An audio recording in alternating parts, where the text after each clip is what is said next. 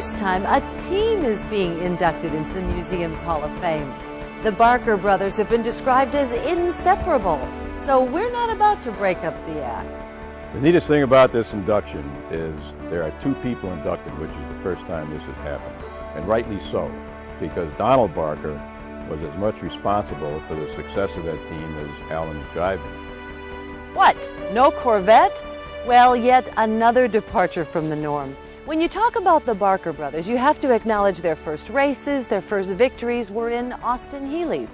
They raced a total of 3 cars from the mid-50s through the mid-60s. This is important because this somewhat fragile machine helped develop the brothers' philosophy of, to finish first, you have to finish. Allan was a great driver. He never stressed the car. We never had any accidents or any kind of damage to the automobile. And he only ran as hard as he had to run to win. This policy of running just fast enough to win has the obvious advantage of saving equipment. But there's a bit of Kentucky wisdom in there as well. The competition never knows how fast that car actually can go. I used to watch him drive around in races and practice, and Allan was really smooth. He was just like he was out for a Sunday cruise, and he made it look like nothing. And when the times were in, he had the fastest time.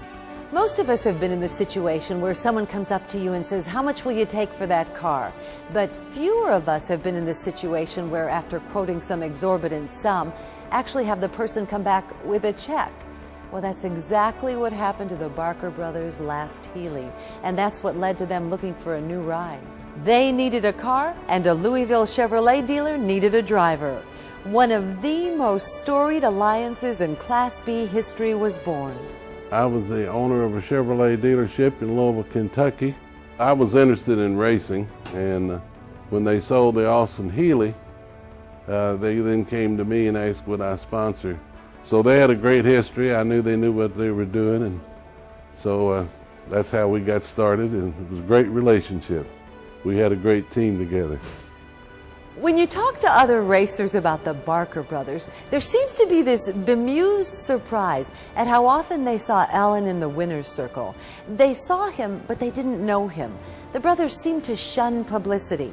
Now, one possible reason for the spotlight shyness, Allan worked for Ford, a company not at all bemused with their big money Cobra running behind a Kentucky Corvette.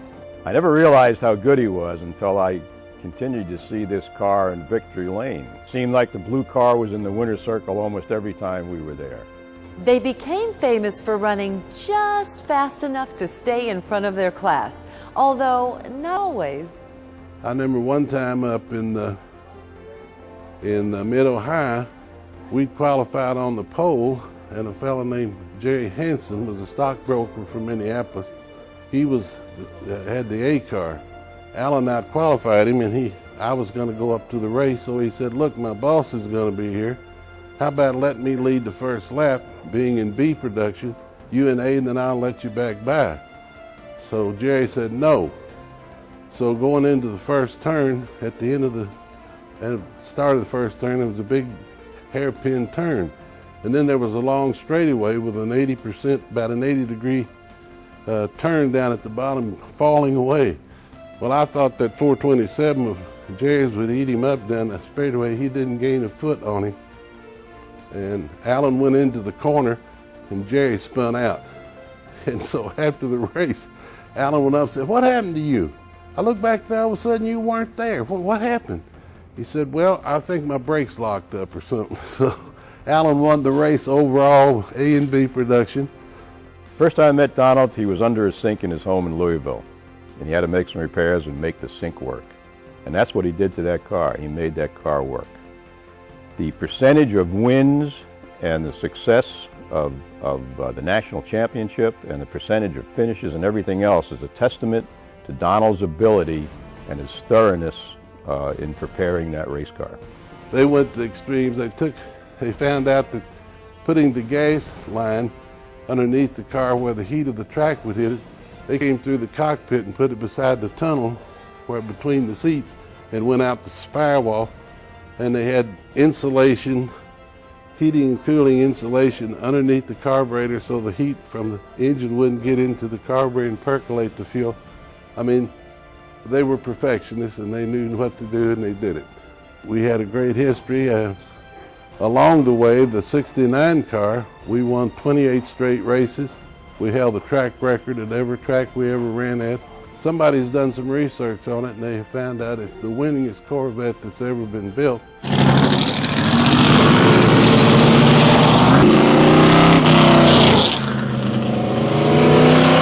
Well, Don being the crew chief and the engineer, he was the guru and Allan was the driver. And they were two different personalities, but together as a team, they were great.